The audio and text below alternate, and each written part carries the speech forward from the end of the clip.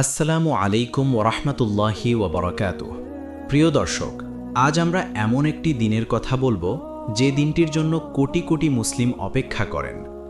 ছোট বড় সবার মুখে হাসি থাকে, ঘরে ঘরে খুশির আলো জ্বলে, পাড়ায় পাড়ায় নতুন পোশাকের সুগন্ধ, মসজিদে মসজিদে তাকবীরের ধ্বনি। সেই দিনটির নাম ঈদ উল ফিতর। আজ আমরা জানব ঈদ উল ফিতর কি, কেন পালন করা হয়, এই দিনে কি কি করতে হয়, ঈদের নামাজ কেন পড়তে হয়, ঈদের চাঁদ দেখার গুরুত্ব কি এবং ঈদ সম্পর্কে আর কি কি জানা দরকার। শুরু করি একটি ছোট্ট দৃশ্য দিয়ে। রমজানের শেষ রাত। সারা মাস রোজা রেখেছে সালমান নামের একটি 12 বছরের ছেলে। প্রথমবার পুরো রমজান রোজা রেখেছে। অনেক কষ্ট হয়েছে। গরমের দিনে পানি পান করেনি। ক্ষুধা লেগেছে কিন্তু থেমেছে। তারাবি পড়েছে, কোরআন পড়েছে। রাতে ঘুমাতে যাওয়ার আগে বাবা বললেন, বাবা কাল ঈদ। সালমান লাফ দিয়ে উঠল, বলল, সত্যি আব্বু?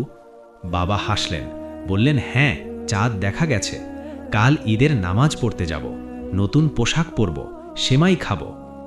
সালমান সেই রাতে ঘুমাতে পারেনি, উত্তেজনায়, কারণ সে 1 মাস কষ্ট করেছে, আর আজ সেই কষ্টের পুরস্কার পাওয়ার সময়।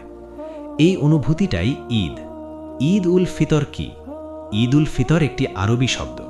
ঈদ মানে উৎসব বা আনন্দ, ফিতর মানে রোজা ভাঙা বা স্বভাবে ফেরা। তাহলে ঈদ উল ফিতর মানে রোজা ভাঙার উৎসব। পুরো রমজান মাস রোজা রাখার পর শাওয়াল মাসের প্রথম দিনে এই উৎসব পালন করা হয়। এটি ইসলামের 2টি প্রধান উৎসবের একটি। আরেকটি হল ঈদ উল আযহা। এই 2টি ঈদের কথা হাদিসে আছে। নবী করিম সাল্লাল্লাহু আলাইহি ওয়াসাল্লাম মদিনায় আসার পর দেখলেন সেখানকার মানুষ 2টি দিন উৎসব পালন করে। তিনি জিজ্ঞেস করলেন, এই 2টি দিন কি? তারা বলল, জাহিলিয়তের আমল থেকে এটা পালন করি। তিনি বললেন, আল্লাহ তোমাদের এই 2টি দিনের পরিবর্তে আরও উত্তম 2টি দিন দিয়েছেন, ঈদ উল ফিতর ও ঈদ উল আযহা।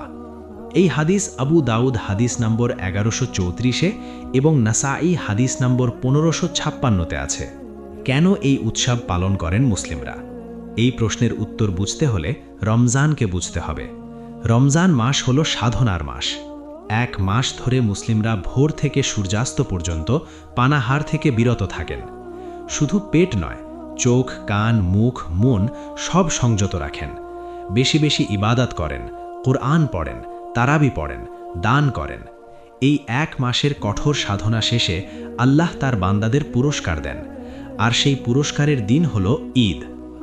আল্লাহ সূরা বাকারার 185 নম্বর আয়াতে বলেছেন, রমজান মাস, যে মাসে কোরআন নাজিল হয়েছে মানুষের জন্য পথ নির্দেশ হিসেবে, আর এই মাসে যে ব্যক্তি উপস্থিত থাকবে সে যেন এই মাসে রোজা রাখে, আর তোমরা যাতে আল্লাহের মহত্ব ঘোষণা করতে পারো এবং কৃতজ্ঞ হতে পারো। এই আয়াতের শেষে বলা হয়েছে আল্লাহের মহত্ব ঘোষণা করতে। এটাই ঈদের তাকবীর। আল্লাহু আকবার, আল্লাহু আকবার, লা ইলাহা ইল্লাল্লাহু আল্লাহু আকবার, আল্লাহু আকবার, ওয়ালিল্লাহিল হামদ। তাহলে ঈদ পালনের কারণ 3টি। প্রথমত, 1 মাসের সাধনার পুরস্কার উদযাপন। দ্বিতীয়ত, আল্লাহের শুকরিয়া আদায় যে তিনি রোজা রাখার তৌফিক দিয়েছেন। তৃতীয়ত, মুসলিম উম্মার একতা ও ভ্রাতৃত্বের প্রকাশ। ঈদের চাঁদ দেখা কি? ঈদের চাঁদ দেখা ইসলামে অত্যন্ত গুরুত্বপূর্ণ বিষয়, কারণ ইসলামিক মাস শুরু হয় চাঁদ দেখার উপর নির্ভর করে। রমজান মাসের 29 তারিখে সূর্যাস্তের পর পশ্চিম আকাশে শাওয়াল মাসের নতুন চাঁদ খোঁজা হয়। যদি চাঁদ দেখা যায় তাহলে পরদিন ঈদ, যদি না দেখা যায় তাহলে রমজান 30 দিন পূর্ণ হবে এবং তার পরদিন ঈদ। নবী করিম সাল্লাল্লাহু আলাইহি ওয়াসাল্লাম বলেছেন, তোমরা চাঁদ দেখে রোজা রাখো এবং চাঁদ দেখে রোজা ছাড়ো। যদি মেঘের কারণে চাঁদ দেখা না যায় তাহলে 30 দিন পূর্ণ করো। এই হাদিস সহি বুখারী হাদিস নম্বর 1909-তে এবং সহি মুসলিম হাদিস নম্বর 1081-তে আছে। চাঁদ দেখার পর কি বলতে হয়? নবী করিম সাল্লাল্লাহু আলাইহি ওয়াসাল্লাম নতুন চাঁদ দেখলে বলতেন, আল্লাহুম্মা আহিল্লাহু আলাইনা বিল আমনি ওয়াল ঈমানি ওয়াস সালামাতি ওয়াল ইসলামি রব্বি ওয়া রব্বুকাল্লাহ। অর্থ হল, হে আল্লাহ, এই চাঁদকে আমাদের উপর উদিত করো নিরাপত্তা, ঈমান, শান্তি ও ইসলামের সাথে। আমার ও তোমার রব আল্লাহ। এই হাদিস তিরমিজি হাদিস নম্বর 3451-তে আছে। চাঁদ দেখার পর থেকেই তাকবীর পড়া শুরু হয়। রাস্তায় ঘাটে, মসজিদে সর্বত্র আল্লাহু আকবারের ধ্বনি ওঠে। ঈদের দিনে কি কি করতে হয়? ঈদের দিনের আমলগুলো সুন্নাত এবং হাদিস দ্বারা প্রমাণিত।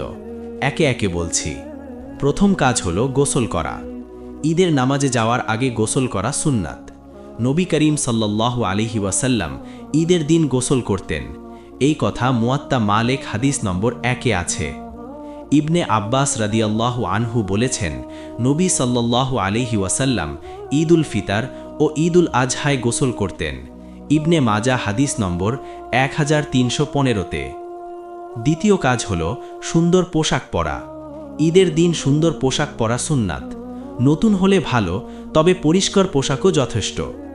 আব্দুল্লাহ ইবনে উমর রাদিয়াল্লাহু আনহু বলেছেন, নবী সাল্লাল্লাহু আলাইহি ওয়াসাল্লাম ঈদের দিন সবচেয়ে ভালো পোশাক পরতেন। এই কথা বাইহাকি সুনানে কুবরা হাদিস নম্বর 6149-এ আছে। তৃতীয় কাজ হল সুগন্ধি ব্যবহার করা। পুরুষদের জন্য আতর ব্যবহার করা সুন্নাত। চতুর্থ কাজ হল ঈদের নামাজের আগে খাওয়া। ঈদ উল ফিতরে নামাজের আগে কিছু খাওয়া সুন্নাত, বিশেষত খেজুর। বেজোড় সংখ্যায় খাওয়া উত্তম। আনাস রাদিয়াল্লাহু আনহু বলেছেন, নবী সাল্লাল্লাহু আলাইহি ওয়াসাল্লাম ঈদ উল ফিতরে বের হওয়ার আগে কয়েকটি খেজুর খেতেন, বেজোড় সংখ্যায়। সাহিহ বুখারী হাদিস নম্বর 953। এটি ঈদ উল ফিতরে। ঈদ উল আজহায় নামাজের পরে খাওয়া হয়। পঞ্চম কাজ হল তাকবীর পড়া। ঈদের চাঁদ দেখার পর থেকে ঈদের নামাজ শেষ হওয়া পর্যন্ত তাকবীর পড়তে থাকা সুন্নাত। আল্লাহু আকবার, আল্লাহু আকবার, লা ইলাহা ইল্লাল্লাহু, আল্লাহু আকবার, আল্লাহু আকবার ওয়ালিল্লাহিল হামদ। আল্লাহ সূরা বাকারার 185 নম্বর আয়াতে বলেছেন, যাতে তোমরা আল্লাহর মহত্ব ঘোষণা করতে পারো। ষষ্ঠ কাজ হল ঈদের নামাজ পড়া। এই বিষয়ে পরে বিস্তারিত বলছি। সপ্তম কাজ হল ভিন্ন পথে যাওয়া আসা রাখা। ঈদের নামাজে যাওয়ার পথ এবং ফেরার পথ আলাদা রাখা সুন্নাত। জাবির রাদিয়াল্লাহু আনহু বলেছেন, নবী সাল্লাল্লাহু আলাইহি ওয়াসাল্লাম ঈদের দিন এক রাস্তায় যেতেন এবং অন্য রাস্তায় ফিরতেন। সাহিহ বুখারী হাদিস নম্বর 986। এর হিকমত হল বেশি বেশি মানুষের সাথে দেখা হয়, আর রাস্তাগুলো সাক্ষী হয় ঈমানদারের চলাচলের। অষ্টম কাজ হল পায়ে হেঁটে যাওয়া। সম্ভব হলে ঈদের নামাজে পায়ে হেঁটে যাওয়া সুন্নাত, কারণ প্রতিটি পদক্ষেপে সওয়াব। আলী রাদিয়াল্লাহু আনহু বলেছেন, সুন্নাত হল ঈদের নামাজে পায়ে হেঁটে যাওয়া। তিরমিজি হাদিস নম্বর 530। নবম কাজ হল শুভেচ্ছা বিনিময় করা। ঈদের দিন একে অপরকে শুভেচ্ছা জানানো সুন্নাত। সাহাবীগণ একে অপরকে বলতেন, তাকাব্বালাল্লাহু মিন্না ওয়া মিনকুম। অর্থ হল, আল্লাহ আমাদের এবং তোমাদের থেকে কবুল করুন। ইবনে হাজার আসকালানি রাহিমাহুল্লাহ বলেছেন, সাহাবীগণের মধ্যে এই শুভেচ্ছা বিনিময়ের প্রচলন ছিল। ফাথুল বারী 2.447। দশম কাজ হল ফিতরা আদায় করা। ঈদের নামাজের আগেই ফিতরা আদায় করা ওয়াজিব। আব্দুল্লাহ ইবনে উমর রাদিয়াল্লাহু আনহু বলেছেন, নবী সাল্লাল্লাহু আলাইহি ওয়াসাল্লাম যাকাতুল ফিতর ফরজ করেছেন। প্রতিটি মুসলিম মুক্ত বা দাস, পুরুষ বা নারী, ছোট বা বড়, প্রত্যেকের উপর এক সা পরিমাণ খেজুর বা জব, এবং এটা নামাজের আগেই আদায় করার আদেশ দিয়েছেন। সাহিহ বুখারী হাদিস নম্বর 1503 এবং সাহিহ মুসলিম হাদিস নম্বর 984। ফিতরার উদ্দেশ্য কি? নবী সাল্লাল্লাহু আলাইহি ওয়াসাল্লাম বলেছেন, যাকাতুল ফিতর রোজাদারের জন্য পবিত্রকারী, অনর্থক কথা ও অশ্লীল কাজ থেকে, আর এটা গরিবদের জন্য খাবারের ব্যবস্থা। আবু দাউদ হাদিস নম্বর 1609। মানে রমজানে আমরা যত ভুল করেছি তা পরিষ্কার হয় ফিতরায়, আর একই সাথে গরিব মানুষরাও ঈদের আনন্দে শরিক হতে পারেন। ঈদের নামাজ কেন পড়তে হয়? ঈদের নামাজ হল মুসলিম উম্মার সবচেয়ে বড় সম্মিলিত ইবাদত। এক জায়গায় সবাই মিলে দাঁড়ানো, ধনী গরিব আলেম সাধারণ সবাই একসাথে। ঈদের নামাজ ওয়াজিব। এটি বছরে 2 বার আসে। নবী করিম সাল্লাল্লাহু আলাইহি ওয়াসাল্লাম বলেছেন, প্রতিটি বয়ঃপ্রাপ্ত নারী পুরুষ ঈদের নামাজে বের হবে, এমনকি ঋতুমতী নারীরাও বের হবে, তবে তারা নামাজের স্থান থেকে দূরে থাকবে এবং মুসলিমদের দোয়ায় অংশ নেবে। সাহি বুখারি হাদিস নম্বর 974 এবং সাহি মুসলিম হাদিস নম্বর 890। এই হাদিস থেকে বোঝা যায় ঈদের নামাজ কতটা গুরুত্বপূর্ণ। নবী সাল্লাল্লাহু আলাইহি ওয়াসাল্লাম এমনকি যারা নামাজ পড়তে পারবেন না তাদেরও বলেছেন মাঠে আসতে, কারণ সামষ্টিক দোয়ায় অংশ নেওয়া। ঈদের নামাজ কেন পড়তে হয় তার কারণগুলো হল, প্রথমত এটি আল্লাহর প্রতি কৃতজ্ঞতা প্রকাশ। রমজান পালন করার তৌফিক দিয়েছেন তার জন্য শুকরিয়া। দ্বিতীয়ত এটি মুসলিম উম্মার একতার প্রকাশ, একসাথে দাঁড়ানো, একসাথে সিজদা করা। তৃতীয়ত এটি আল্লাহর মহত্ব ঘোষণার দিন। চতুর্থত এটি সমাজের সব স্তরের মানুষের মিলনস্থল। ঈদের নামাজ কিভাবে পড়তে হয়? ঈদের নামাজ 2 রাকাত, তবে এতে অতিরিক্ত তাকবীর আছে। প্রথম রাকাতে সানা পড়ার পর অতিরিক্ত 3টি তাকবীর দেওয়া হয়। প্রতিটি তাকবীরের মাঝে হাত ছেড়ে দেওয়া হয়। দ্বিতীয় রাকাতে রুকুতে যাওয়ার আগে অতিরিক্ত 3টি তাকবীর দেওয়া হয়। এরপর ইমাম 2টি খুতবা দেন। এই খুতবা শোনা সুন্নাত। আব্দুল্লাহ ইবনে সাইয়িব রাদিয়াল্লাহু আনহু বলেছেন, আমি নবী সাল্লাল্লাহু আলাইহি ওয়াসাল্লামের সাথে ঈদে উপস্থিত ছিলাম। তিনি নামাজ শেষে বললেন, আমরা এখন খুতবা দেব, যে চায় বসুক, যে চায় চলে যাক। আবু দাউদ হাদিস নম্বর 1155। ঈদের নামাজ মাঠে পড়া উত্তম। নবী সাল্লাল্লাহু আলাইহি ওয়াসাল্লাম ঈদের নামাজ মাঠে পড়তেন। সহিহ বুখারী হাদিস নম্বর 956। ঈদের দিনে যা করা যাবে না। প্রথমত, ঈদের দিন রোজা রাখা হারাম। আবু সাঈদ খুথি রাদিয়াল্লাহু আনহু বলেছেন, নবী সাল্লাল্লাহু আলাইহি ওয়াসাল্লাম ঈদুল ফিতর ও ঈদুল আজহায়ে রোজা রাখতে নিষেধ করেছেন। সহিহ বুখারী হাদিস নম্বর 1990। দ্বিতীয়ত, এই দিনে অহংকার করা যাবে না। নতুন পোশাকে গর্ব করা যাবে না। তৃতীয়ত, গরিবদের ভুলে যাওয়া যাবে না। ফিতরা না দিয়ে নিজে আনন্দ করা ঠিক নয়। ঈদে গরিবের অধিকার। ঈদের আনন্দ শুধু ধনীদের নয়, ইসলাম চায় সবাই এই আনন্দে শরিক হোক। আব্দুল্লাহ ইবনে উমার রাদিয়াল্লাহু আনহু বলেছেন, নবী সাল্লাল্লাহু আলাইহি ওয়াসাল্লাম ফিতরা ফরজ করেছেন যাতে এই দিনটিতে গরিব মানুষও অভাবমুক্ত থাকতে পারে। দারাকুতনি হাদিস নম্বর 2103।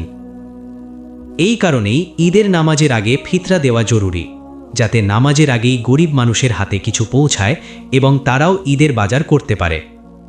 ঈদের আরও কিছু বিষয় যা জানা দরকার। ঈদের রাতের ফজিলত। নবী করিম সাল্লাল্লাহু আলাইহি ওয়াসাল্লাম বলেছেন, যে ব্যক্তি 2টি ঈদের রাতে সওয়াবের নিয়তে জেগে ইবাদত করবে, তার অন্তর সেদিন মরবে না যেদিন সবার অন্তর মরবে। ইবনে মাজা হাদিস নম্বর 1782। ঈদ মুসলিমদের পরিচয়। আনাস রাদিয়াল্লাহু আনহু বলেছেন, নবী সাল্লাল্লাহু আলাইহি ওয়াসাল্লাম মদিনায় আসলেন এবং দেখলেন মানুষ 2টি দিন খেলাধুলো করছে। তিনি বললেন, আল্লাহ তোমাদের এর পরিবর্তে 2টি উত্তম দিন দিয়েছেন, ঈদুল ফিতর ও ঈদুল আজহা। এই হাদিস নাসাই হাদিস নম্বর 1556-তে আছে। মানে ঈদ আমাদের নিজস্ব উৎসব, এটি আমাদের ইসলামিক পরিচয়। শিশুদের ঈদ। ঈদে শিশুদের আনন্দ দেওয়া সুন্নাত। আয়েশা রাদিয়াল্লাহু আনহা বলেছেন, ঈদের দিন 2টি মেয়ে আমার কাছে গান গাইছিল। নবী সাল্লাল্লাহু আলাইহি ওয়াসাল্লাম এলেন এবং শুয়ে পড়লেন, মুখ ফিরিয়ে নেননি, তাদের গাইতে দিলেন। সহিহ বুখারী হাদিস নম্বর 952। এই হাদিস থেকে বোঝা যায় ঈদে আনন্দ করা জায়েজ, শিশুদের আনন্দ দেওয়া উচিত। ঈদে আত্মীয়তা রক্ষা। ঈদের দিন আত্মীয়দের সাথে দেখা করা, বড়দের সালাম দেওয়া, ছোটদের আদর করা, এগুলো ঈদের সংস্কৃতির অংশ। আল্লাহ সূরা নিসার 1 নম্বর আয়াতে বলেছেন, তোমরা আল্লাহকে ভয় করো, যার নামে তোমরা একে অপরের কাছে চাও এবং আত্মীয়তার সম্পর্ক রক্ষা করো। এখন আবার সালমানের কাছে ফিরি। পরদিন সকালে সালমান উঠল ভোরে, গোসল করল, নতুন পোশাক পরল, বাবার সাথে খেজুর খেল, তারপর দুজনে হেঁটে ঈদের মাঠে গেল। মাঠে পৌঁছে সালমান অবাক হয়ে গেল। হাজার হাজার মানুষ সাদা পোশাকে, সবাই একসাথে, বাচ্চারা, বয়স্করা, সবাই। তাকবীর ধ্বনিতে আকাশ ভারী। আল্লাহু আকবার, আল্লাহু আকবার। নামাজ শুরু হলো। সালমান বাবার পাশে দাঁড়ালো, সিজদায় গেল। সিজদায় মাথা রেখে মনে হলো 1 মাস সে কষ্ট করেছে, রোজা রেখেছে, তারাবি পড়েছে, আর আজ সে সব কষ্টের পর আল্লাহ দরবারে সিজদা করছে। চোখে পানি এলো। সে মনে মনে বলল, হে আল্লাহ, আমার রোজাগুলো কবুল করো, আমার ইবাদতগুলো কবুল করো। নামাজ শেষে বাবা তাকে বুকে জড়িয়ে ধরলেন, বললেন, ঈদ মুবারক বাবা। সালমান বলল, ঈদ মুবারক আব্বু। সেই মুহূর্তে সে বুঝল ঈদ কি। শুধু নতুন পোশাক নয়, শুধু সেমাই নয়, ঈদ হলো 1 মাসের কষ্টের পর আল্লাহ কাছ থেকে পাওয়া সেই আনন্দ যা অন্য কোথাও পাওয়া যায় না। প্রিয় দর্শক, ঈদ উল ফিতর শুধু একটি উৎসব নয়, এটি একটি পুরস্কার, এটি একটি স্বীকৃতি। এটি আল্লাহর পক্ষ থেকে বলা, আমার বান্দারা, তোমরা 1 মাস কষ্ট করেছ, আজ আনন্দ করো, আমি তোমাদের ক্ষমা করে দিয়েছি। নবী করিম সাল্লাল্লাহু আলাইহি ওয়াসাল্লাম বলেছেন, রোজাদারের জন্য 2টি আনন্দ আছে, একটি ইফতারের সময়, আরেকটি তার রবের সাথে মিলিত হওয়ার সময়। সাহিহ বুখারী হাদিস নম্বর 1904 এবং সাহিহ মুসলিম হাদিস নম্বর 1151। এই দুনিয়ার ঈদ সেই 2টি আনন্দের একটি, আর আখিরাতের আনন্দ আরও বড়, আল্লাহকে দেখার আনন্দ। হে আল্লাহ, আমাদের রমজানের রোজা কবুল করো, আমাদের ঈদকে সত্যিকারের আনন্দময় করো, আমাদের সেই বান্দাদের দলে রাখো যারা ঈদের দিন তোমার মাগফিরাত পায়, আর আমাদের সেই চূড়ান্ত আনন্দের দিন নসিব করো যেদিন আমরা জান্নাতে তোমার দিদার পাব। আমিন। আসসালামু আলাইকুম। আমাদের চ্যানেলের ভিডিওগুলো যদি আপনার ভালো লাগে তাহলে অবশ্যই ভিডিওটিকে লাইক, কমেন্ট এবং শেয়ার করবেন। নতুন নতুন ইসলামিক গল্প, দাওয়াহ, নবীদের জীবনী ও শিক্ষামূলক ভিডিও পেতে আমাদের চ্যানেলটিকে সাবস্ক্রাইব করতে ভুলবেন না। আল্লাহ আমাদের সবাইকে হেদায়েত দান করুন এবং দুনিয়া ও আখিরাতে সফলতা দান করুন। আমিন।